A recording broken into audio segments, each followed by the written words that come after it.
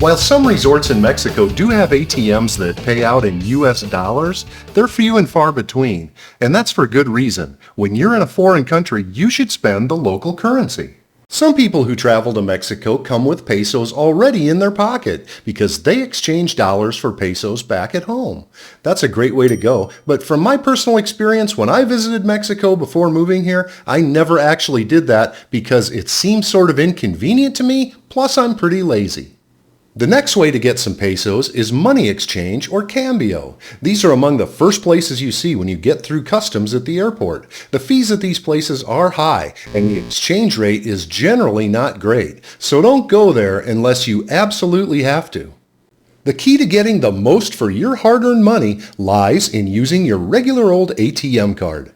Mexico is largely a cash-based economy, and from what we can see, ATMs are pretty much everywhere.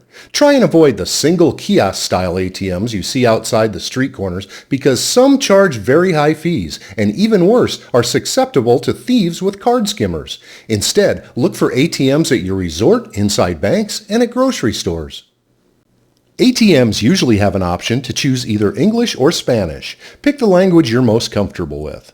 The machines work just the same as at home. Put in your PIN number, tell it what you want to do, such as withdraw cash, from what account, and so on, just like home.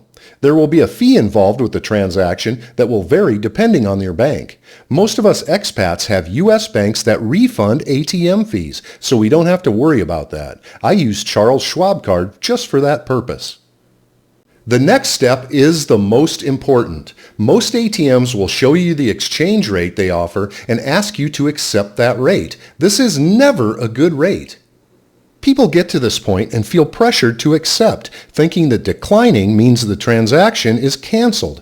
Don't be fooled. Declining their rate does not cancel the transaction. It just gets you your own bank's rate. In this case, accepting the ATM rate would mean our 9,600 pesos would cost us $603.91. But by declining the ATM rate, the same 9,600 pesos cost us $565.61, a savings of $38.30. That's a huge savings for just declining the rate offered. So never let a Mexican ATM fool you into a bad exchange rate. We hope you find this useful. Follow expats like us on YouTube and Facebook and Instagram and TikTok, and listen to our podcast for more information about your visit or move to Mexico.